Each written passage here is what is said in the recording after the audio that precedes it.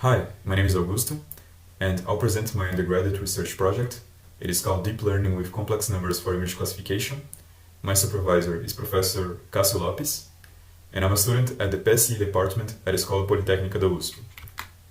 So why should we use complex value machine learning? First of all, complex numbers are present in many signal processing applications.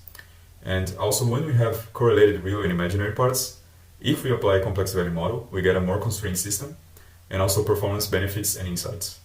In deep learning, complex value neural networks, CVNNs, have not received as much attention as the real valued ones, RVNNs. So the objectives of this study is to study and implement fully connected CVNNs and convolutional CVNNs, and then to compare CVNNs with RVNNs. Initially, we have to go through a little mathematical background.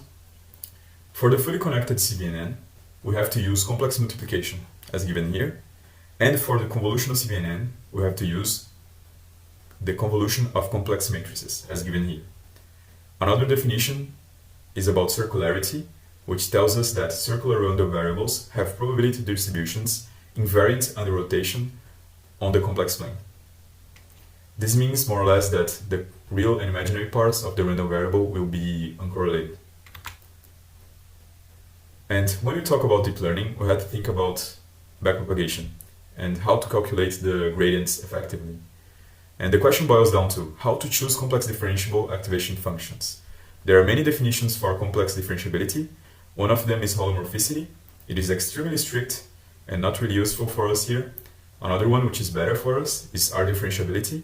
It is less strict and it lets us define the chain rule and the backpropagation very easily.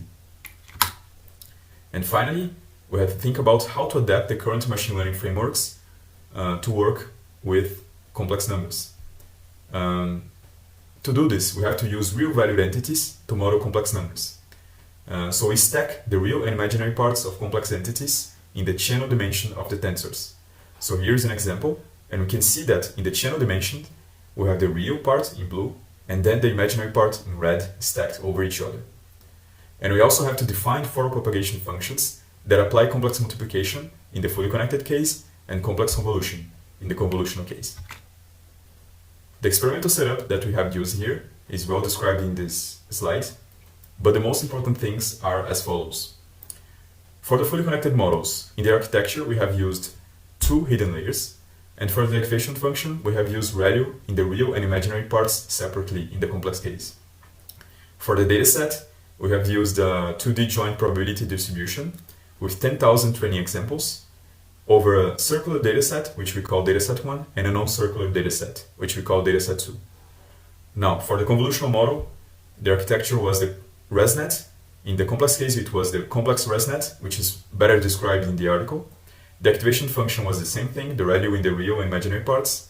And the dataset was CIFAR10, which is a dataset composed of 60,000 images with 32 pixels on each side in 10 different classes.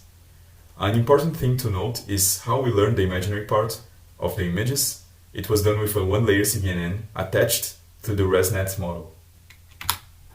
After training, we can get the validation accuracy for the fully connected case, and we can see that in both datasets, the CVNN outperformed the RVNN. And in the convolutional case, the validation accuracy shows us that in the end, we have almost equivalent results. The results are summarized here, and the conclusions that we can draw from them is that for the fully connected case, the CVNN achieved superior results due to the complex nature of the dataset. And we can see that in the dataset 2, which is non-circular, the real parts and the imaginary parts of the data are correlated. And then the performance increase that we see in the CVNNs is even higher. And in the convolutional case, we have equivalent results because there is no interest in complex data in the CIFAR10 images. Finally, I would like to acknowledge my supervisor, Professor Cássio Lopes, and also Dr. Lopes, which helped us a lot in implementing the complex value neural networks. That's it. I hope you enjoyed the presentation, and thank you for watching it.